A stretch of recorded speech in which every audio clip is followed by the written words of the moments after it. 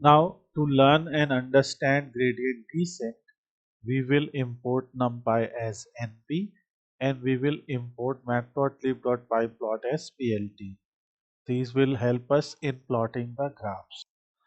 Next, we will load in some example data. Like for example, on x-axis we have 1, 2, 3, 4, 5, and on y-axis we have 3, 4, 2, 4, 5. Now let's do the parameter initialization.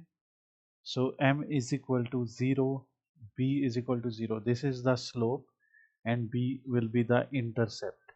So when we are creating a line, so in the line there is a slope and an intercept. And we also have to give the learning rate. So as explained in the first part. So here alpha value will be 0.01 and epochs number of times we will run is 1000 and n will be length of x. So as whatever is the length of x, we will run that. So this will be parameter initialization.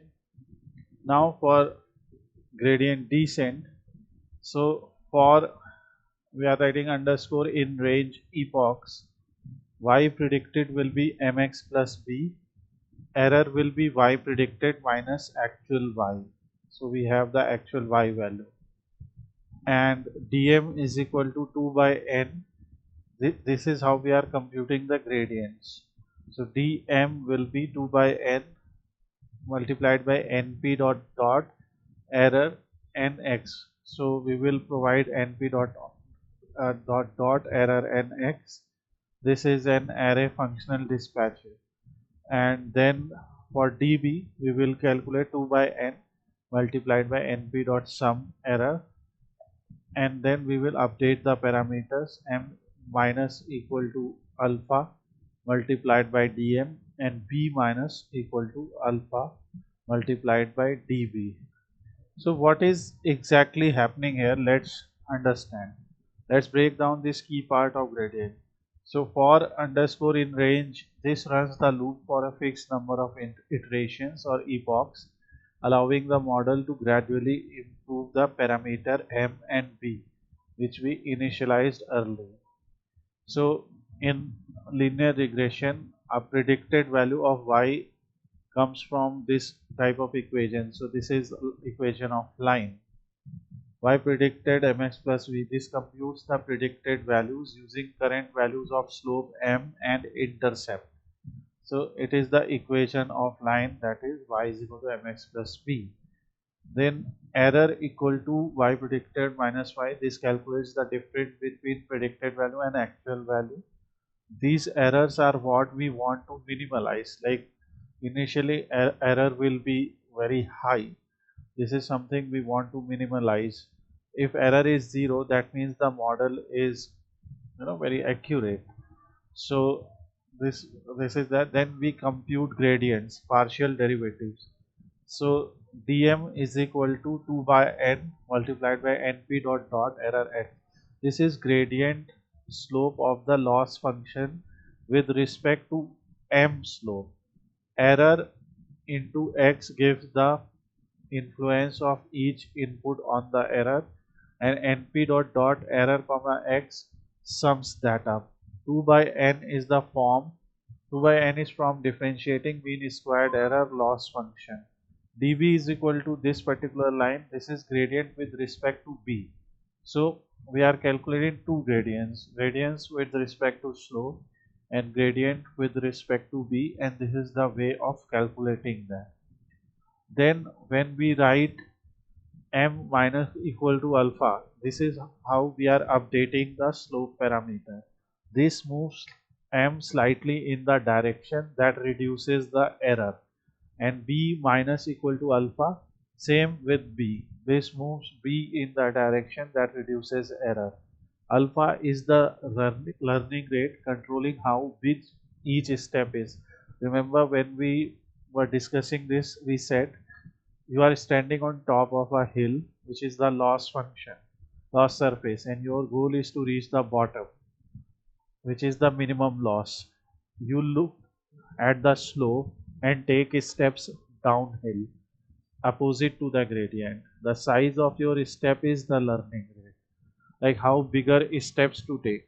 When you will be on top, you will take very small steps. But when you will reach bottom, you will not be afraid to take longer steps. So at the top, you will see that error is maximum.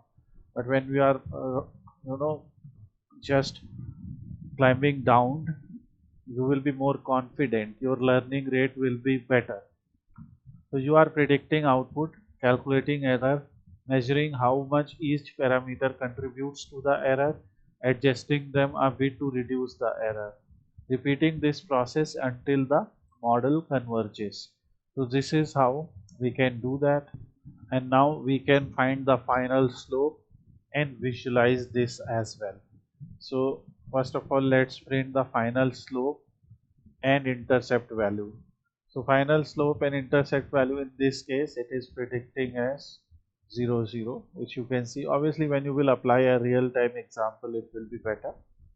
And in order to visualize this, let's say we have a PLT scatter x comma y color blue, so we will create a scatter point between them.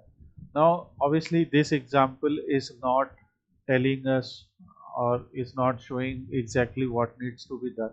So let's see another example here. So now let's define a gradient descent. So here m curve is equal to b curve, n is equal to 0 as we initialize them, right? Then rate is equal to 0.1, the learning rate, and n will be len x. We will plot a scatter point between x and y. Color will be red, marker will be used as plus, line width will be 5. So for I in range, here we are running it 10,000 times. Y predicted will be the m current multiplied by x. So this will be mx plus b, the initial value. Okay. Then we can use plt dot plot x comma y predicted, color will be green. So this is the function. Then md will be minus 2 by n multiplied by sum x multiplied by y minus y predicted. So basically here we are just creating the function on the basis of what we learned earlier. I will provide you the entire code, and every time we will update the value of m curve and b curve, which is the slope and initial slope and initial intercept value. Now let's say y is 1 2 3 4 5, x is this and y is this. For every x value we have a y value.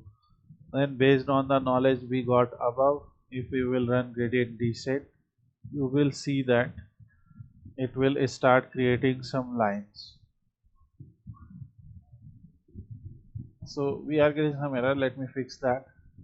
So after fixing it, you can see linear regression with gradient descent and you can see the plot. So this is the basic concept of gradient descent. I will share the code with you and you can try to apply on other problems which we have discussed in previous parts.